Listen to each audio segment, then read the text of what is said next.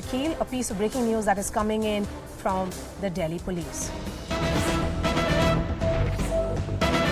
The special cell of the Delhi police has now recovered a dead body in Bhalaswa dairy case. Sources reveal that the body was recovered in 8 pieces and it is yet to be identified. Sources also say that the deceased was also involved in an alleged drug racket. Both accused arrested in Bhalaswa dairy case are now being probed about this body. Shankar Anand is joining me on the phone line. Shankar, क्या update है?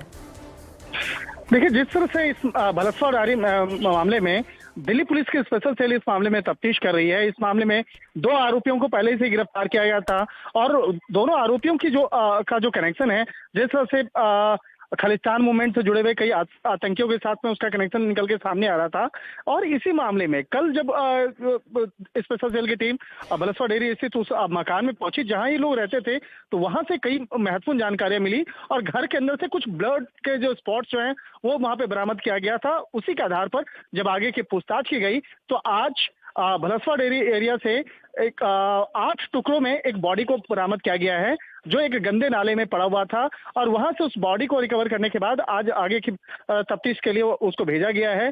और निश्चित तौर पे इस मामले में जो जानकारी सामने आ रही है, हालांकि उसके बारे में नाम का खुलासा भी नहीं किया जा रहा है, लेकिन इस मामले में जो गिरफ्तार दोनों आरोपी हैं उससे विस्तार से पूछताछ की जा रही है और समझा जा सकता है कि 8 टुकड़ों में अगर उस बॉडी पार्ट को फेंका गया है तो कहीं न कहीं इस मामले पर कोई बड़ा मामला होगा और इसी बात को ध्यान में रखते हुए दोनों आरोपियों से पूछताछ की जा रही है।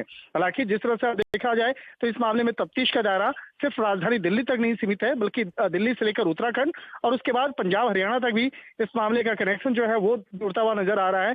तो एक तरह से कहा जा सकता है कि जल्द ही इस मामले में दिल्ली पुलिस की स्पेशल सेल कुछ बड़े खुलासे जल्द ही कर सकती है। शंकर, आपने बोला कि इस मामले में पंजाब हरियाणा तक शायद जो कड़ियां हैं वो जुड़ सकती हैं, तो क्या एंटिसिपेट कर रही है दिल्ली पुलिस? उनको क्या लगता है किसका क्या रोल है?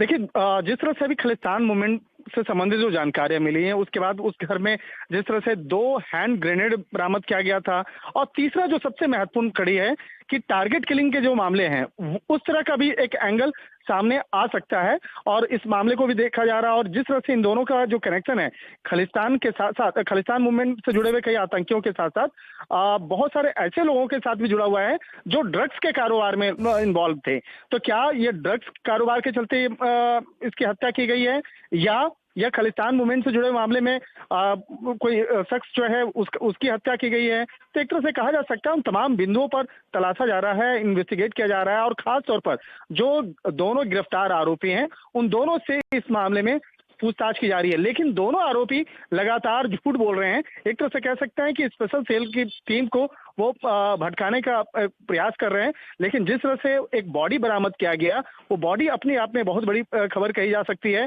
और वो भी 8 टुकड़ों में उसको अलग अलग पीस करके एक गंदे नाले में फेंका गया था।